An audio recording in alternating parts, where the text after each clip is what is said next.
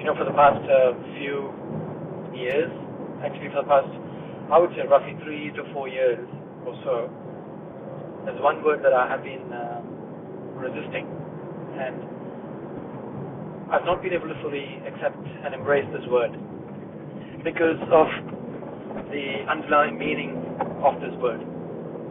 I'll tell you what the word is. The word is called compassion. And I'm not a big fan of this word, compassion. And I'll tell you the reason why. Because compassion creates a lot of separation. They say it's like love, or it's beyond love, it's almost like love. But compassion, the way I look at it, is nothing but pity. It's nothing but pitying someone. So if you're compassionate, you're actually pitying someone. That's the way I look at it. I may be wrong, but this is the connotation that I have of this word, compassion. We know people who spend their lives being in a mode of compassion, and they are in a mode of providing service, this thing called service. You've heard of people who give away their entire lives and go and settle in some remote village in India or in Africa, and they go to serve. And they go to serve because they feel they have lots, and these people whom they're serving don't have enough.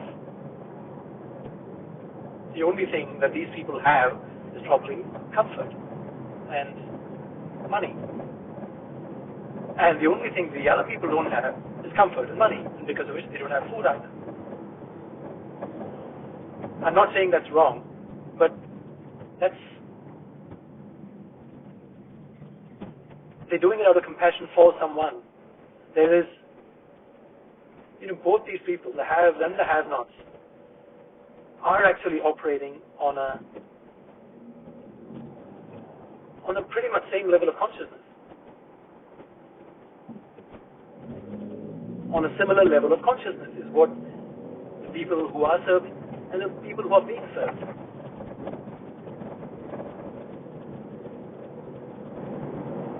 And the people who are serving do it out of compassion for the other, out of love for the have-nots. Is there anything called love? I don't think so. Love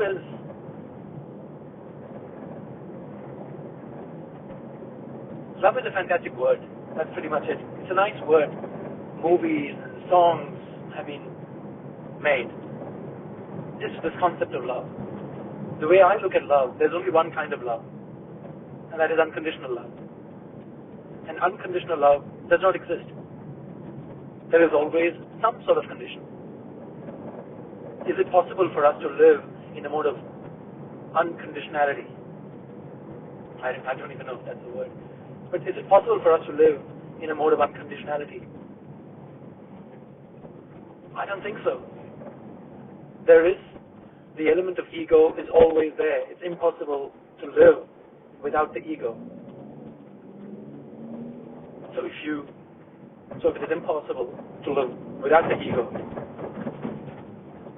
how can one operate in a mode of unconditionality?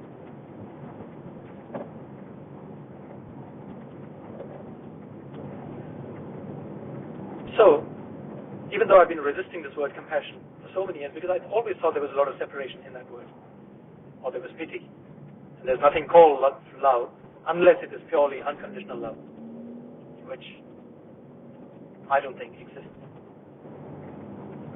However, what's happening for the past few months, maybe since, April, May, just for the past few months, I am being drawn towards this word compassion. Why? Because I am actually pitying people, including myself. I'm no different from anyone. So when I say I am pitying people, that includes me as well. And I have compassion for people who live their lives in a certain manner. All I have is is this understanding. Like most of you, you also have this understanding of what everything is, what life is, what nature is, what consciousness is, what God is, what everything is, or what God isn't. All that. So we all have our own understanding of all these concepts. But I've been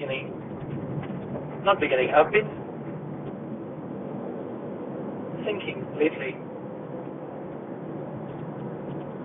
that we do operate in a level of consciousness of survival. So we operate in a level of consciousness, basically of just survival.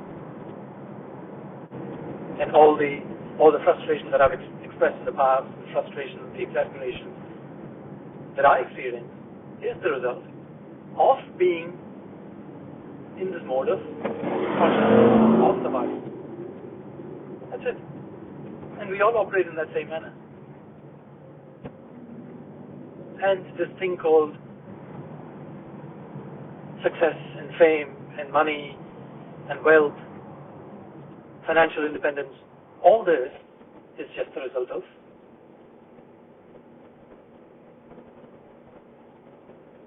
survival consciousness.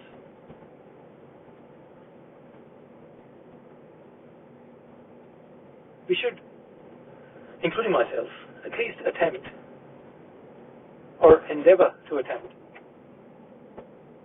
to live in a mode beyond all these concepts of success and fame and wealth.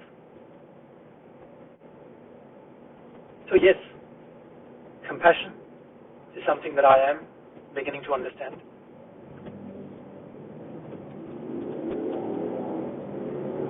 If I say I am compassionate about someone, that obviously is creating a separation.